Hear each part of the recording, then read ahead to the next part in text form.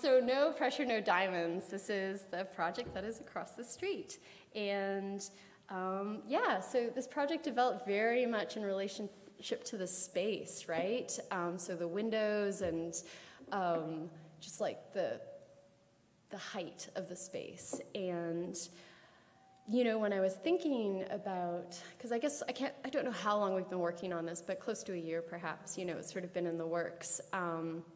You know, I went through many different ideas, and I was just, you know, thinking of things that kind of related to Cambridge and things that related, you know, to the building and the space. And I think in the end, that's kind of what won out, is just kind of what you were talking about, Iga. Like, it's this beautiful juncture, and it's this beautiful coming together of like this library and this art gallery, and what happens in those two places, and why that's interesting.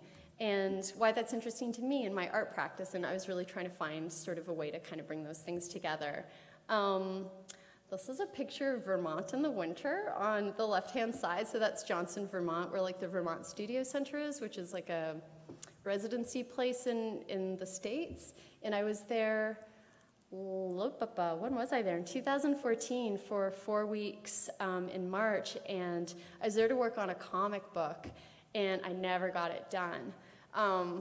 Which is totally fine, because lots of good stuff happened in place of it. And one of them was meeting this fellow who's Ross Gay, who's the person I collaborated on the publication with. And I met him like the first day I was there, and I had just started, I guess, like training for basketball as opposed to playing, meaning like I had a very like specific, very particular sort of set of drills that I would go through every time I played, right?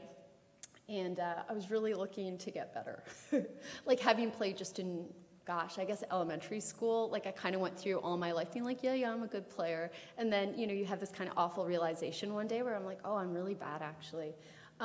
So going to Vermont, I had intended to work on this comic book, but also I wanted like my shot and my left-hand dribble to get a lot better. So, you know, the comic book didn't get done, but all the other things did. So I met this fellow, Ross Gay, and we immediately hit it off. We became really good friends, and we played basketball like 2 or 3 hours every day at the university that was kind of on the hill.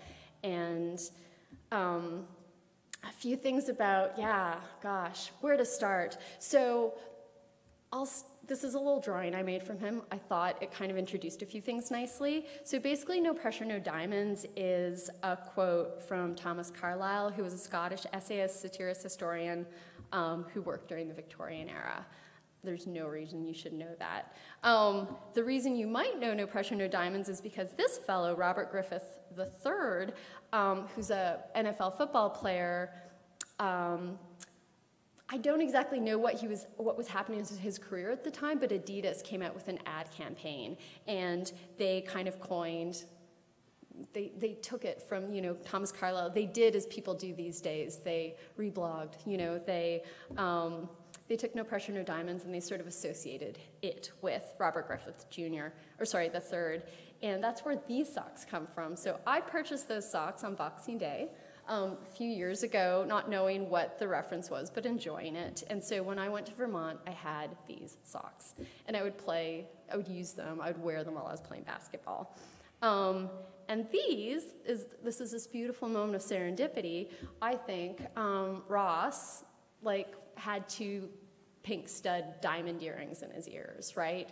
And it's just, you know, I think what I really love about what has come of this project, No Pressure, No Diamonds, is that these really kind of insignificant things like socks and studs and, you know, playing basketball, not insignificant to some, but have really just kind of become the core of this, like, really, this project that I'm really kind of interested in and fond of. So while I was in Vermont, I was just kind of working through a few things. So I was doing a bunch of drawings that kind of referenced various people and things. I was drawing a lot of hands. I was a bit stuck on this comic book that I was talking about, so my go-to is always to draw hands. I think I like the irony of a still hand and my moving hand and my brain that's not quite sure what to do always. And then I started drawing these hands. And what these hands are a diagram of this shot. So once you've, proper basketball form is once you've like, it's a jump shot or just a free throw. Proper form is you've got your guide hand and then your follow through hand. And if you played at any point in your life, especially in elementary school, you might remember the sort of reaching for the cookie in the cookie jar. It's like this kind of real sort of limp wrist almost. So I was learning a lot of that playing with Ross because I had a really bad shot. So that was something we were going over and over and over again. It's kind of repetition that any kind of skill acquisition requires, right? So for those of you who haven't seen it, this is an image of what's next door, or what's across the street, I should say. So it's this image, it's this drawing, and I think they're not all different, but I think there's about 23 or so drawings for the 64 windows. So on each window, there's a set of these hands, and as you look at them, it really kind of, you know, it's kind of this like this shot that we've done over and over and over again. You can't really see the hands in this image, but I just wanted to show it to you to sort of get an idea of like the scope of how the hands would sort of relate to the space. And just a bit on the left, you can see one of the banners. And this is a better shot of the banner. So you've got one huge banner that's Gertrude Stein and Simone Augustus playing horse. And then you've got the middle banner, which says insistence, I think it's 13 times, and then the other one, the one on the left says repetition. And then to introduce these two, so Simone Augustus plays for the Minnesota Lynx, WNBA. Their team just won the WNBA playoffs. She was also the one who was in that sort of like kiss that I showed you with Diana Taurasi. She just got married to her wife a little while ago, or to her girlfriend, who is now her wife. And then on the right-hand side, we've got Gertrude Stein, Alice Toklas, and Basket, their dog. And for those of you who aren't too familiar with Gertrude Stein, she was a poet, a writer. She held the salons in Paris.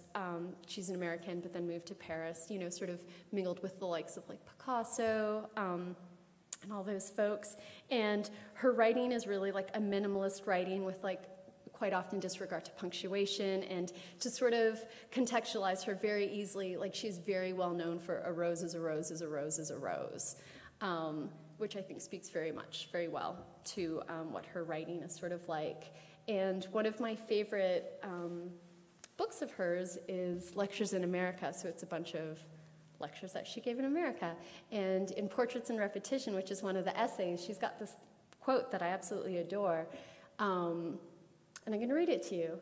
Then also there's the important question of repetition, and is there any such thing? Is there repetition or is there insistence? I'm inclined to believe there's no such thing as repetition, and really how can there be?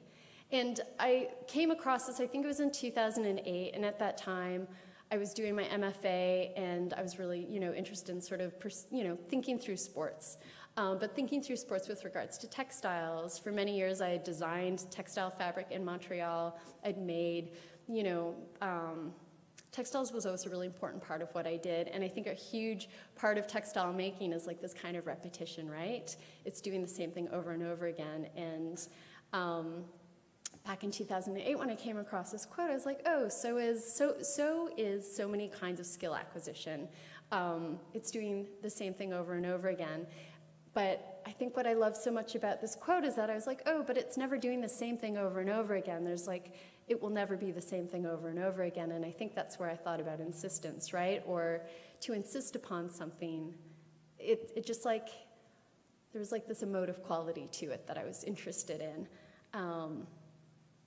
Yeah, so with the project at across the street, my intention, you know, I think what I really wanted to do was to create this kind of trifecta, right? So you've got this object right here, which has all of our publications, and we sort of retrofitted a snapped Cambridge newspaper stand, and this is meant to be taken away, and in it you've got these hands, and I think once again there's like 20 hands, and these drawings, all the same drawing, not all the same drawing, and text, and the text all refers to different kinds of basketball drills, ways of being, ways of enacting, you know, ways of being in your body to sort of, you know, be prepared for this ball.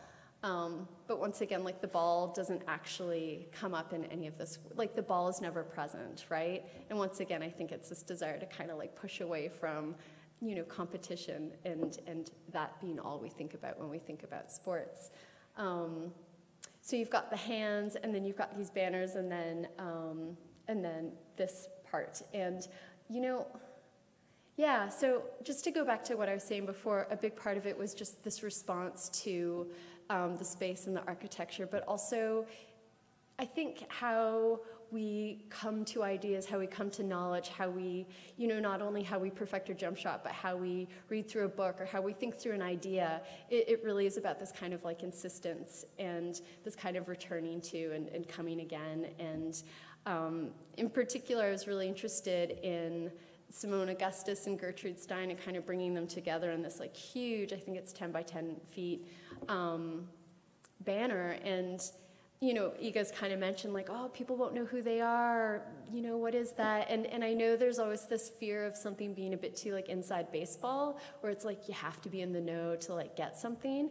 And I just love that it's in a library, and that is what we do in a library when we don't know something, or that is what we once did in a library, and we do many things in a library now, but like we go there when we don't know the answer to something, and hopefully, amongst people and machines and all these different tools, like we come to that answer. So this like, kind of this sort of dream meeting of these two women, one being historical, one being present day, like this meeting that will never happen, this meeting that I would imagine, like what would they talk about, having Gertrude Stein and this kind of repetition in her writing, and Simone Augustus, and this repetition in just how she functions in the world, what her career is, like what her skill is, like what kind of conversation could be had there. And also, they're playing horse, and I just to, bring you into sort of my thought process, like I went through many different sort of versions of what it could be, and I settled on horse because partly the absurdity of it, it kind of reminded me of something Gertrude Stein might write, but also, I think horse is there's enough understanding with horse. Like, I think enough of us have played horse, or it is like within the playground kind of vocabulary enough that I was sort of banking on it not being too insider baseball. Yeah, I guess the last thing I was here to show you was this is a spread from the publication. And I think also in just like the lack of a lot of text, it kind of asks you to sort of sit with it in this different way, and not in this way in which you're sort of, there's a lot of text for you to absorb, but just for you to sort of, I don't know, just kind of be with it. It's a little bit more subtle, a little bit poetic. Yeah, and I think that's everything. Yeah, that's it. Thank you so much.